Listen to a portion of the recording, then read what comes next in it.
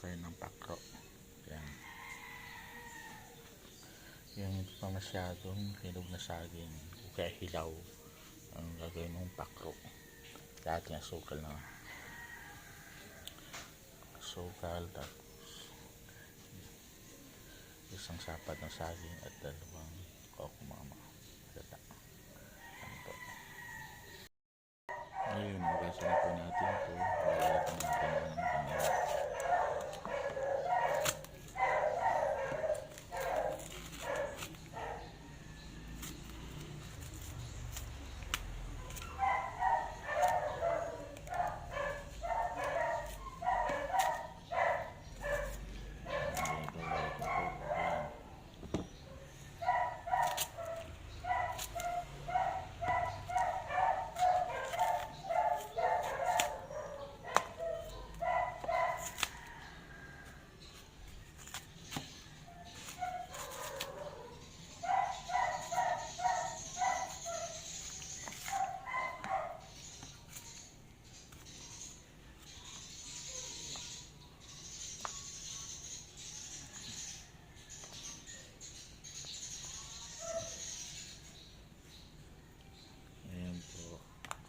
Tinatawag ng pakro.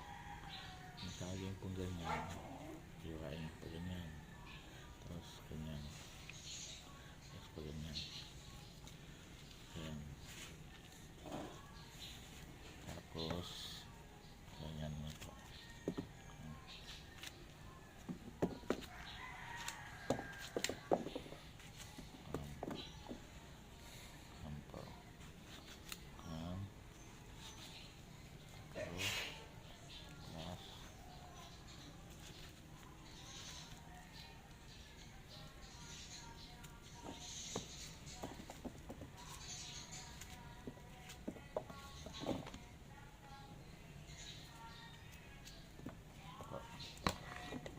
Guys, naiwan na natin, hindi nyo magkaliliit.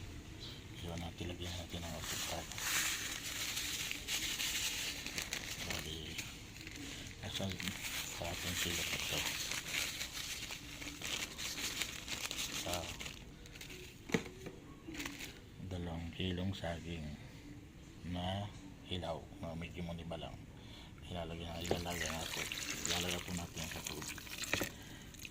Ayan.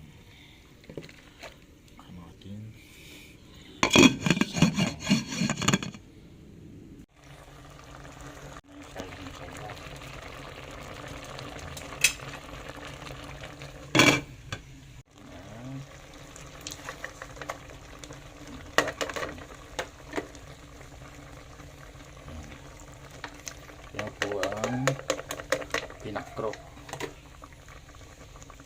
Hindi po natin kailangan hindi saging. Pwedeng maniba lang, kagaya ito maniba lang, at pwedeng hilaw. Maganda po yung hilaw ng saging. Ito yung natin agad.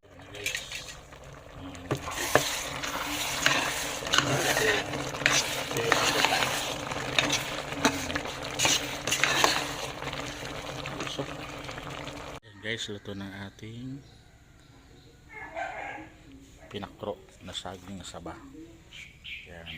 Yan ang tawag po dyan ay pinakro na saging na saba. Yan.